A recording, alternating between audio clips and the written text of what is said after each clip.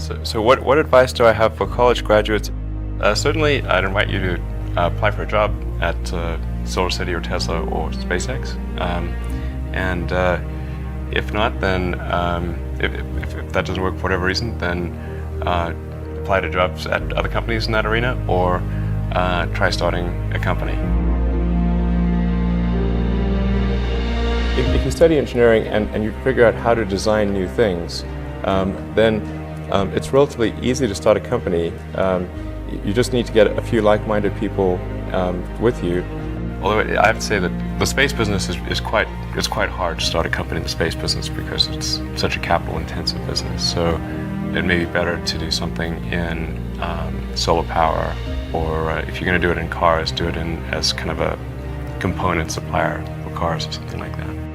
Musk has college degrees in business and physics, but SpaceX is his first venture in aerospace. How did you get the expertise to be the chief technology officer of a rocket ship company? I do have a physics background. That's helpful as a foundation. And then I read a lot of books and talked to a lot of smart people. Don't just follow the trend. You may have heard me say that it's good to think in terms of the physics approach of first principles, which is, rather than reasoning by analogy, you boil things down to the most fundamental truths you can imagine, and you reason up from there. And this is a good way to figure out if something really makes sense, or if it's just what everybody else is doing. It's hard to think that way. You can't think that way about everything. It takes a lot of effort. But if you're trying to do something new, it's the best way to think.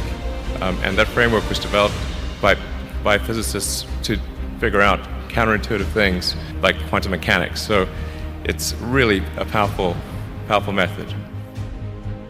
And I want to know, what is the one thing that has surprised you about your life? Well, I'm surprised by the whole thing, honestly.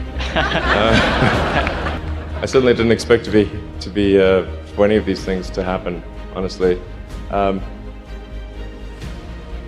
Yeah, I just I knew I wanted to be involved in technology, and in fact, the only reason I started a company back in '95, an internet company, was because I couldn't get it. There were only a few internet companies, and I couldn't get a job at any of them. So I tried to get a job at Netscape, and sent my resume in and tried hanging out in the lobby, but I was too shy to talk to anyone. And then I was like, okay, well, I guess I'll have to start a company because I can't get a job anywhere. Thank you.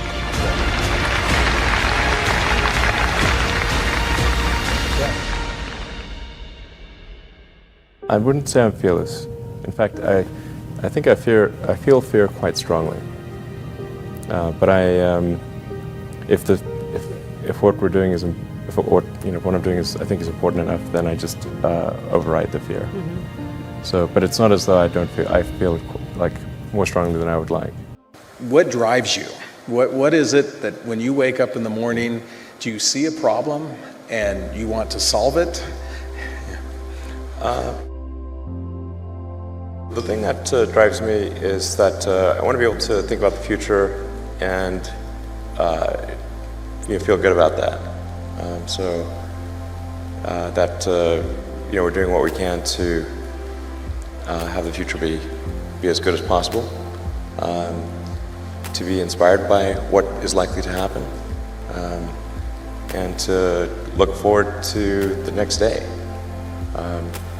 So that's what really drives me, is trying to figure out how to make sure that things are great and going to be so, and that's the underlying principle behind Tesla and SpaceX. Is that I think it's pretty important that we accelerate the transition to sustainable generation and consumption of energy.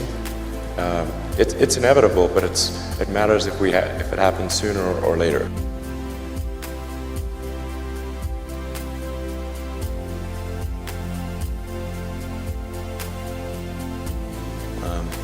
And then SpaceX is about helping make life multiplanetary, and doing what we can to continue the dream of Apollo, and ultimately make a contribution to life becoming multiplanetary.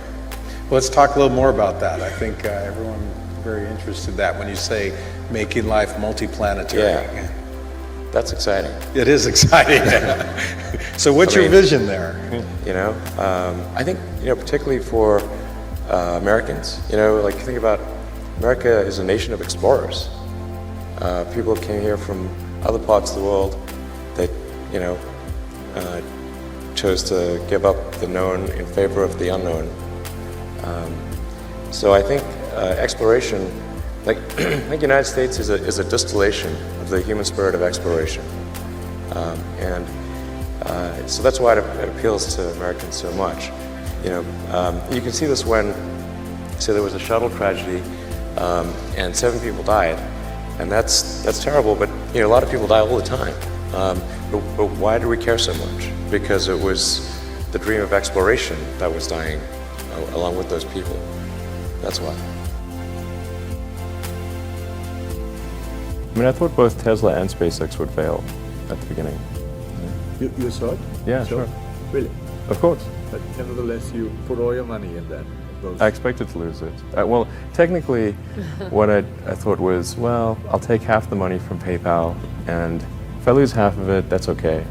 But then, of course, the companies encounter difficulties, and then have a choice of either let the company die, or put, you know, all the money into the companies. And so I really didn't want the companies to die, so I put all the money in the companies.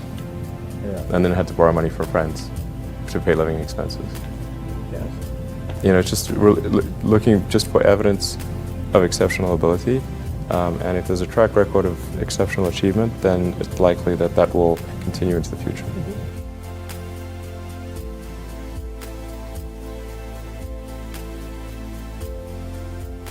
Well, it really depends on the stakes. If the stakes are high, if it's really important, then I, you know, will overcome the fear and just do it anyway.